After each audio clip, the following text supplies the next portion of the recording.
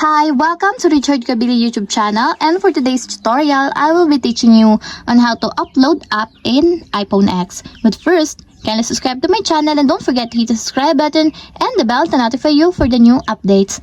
And let's start. Using your iPhone X from your home screen, first go to Settings. Then in the Settings, scroll down and click the General.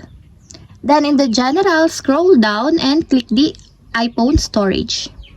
Then after that, in the iPhone storage, scroll down and choose the applications that you want to upload. For example, I want to upload the books, then tap.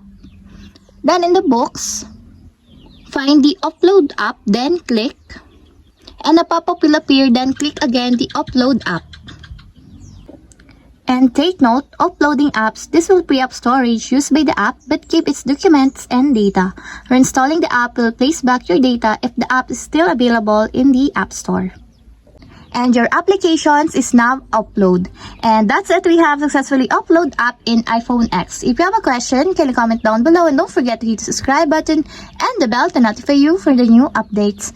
And thank you for watching!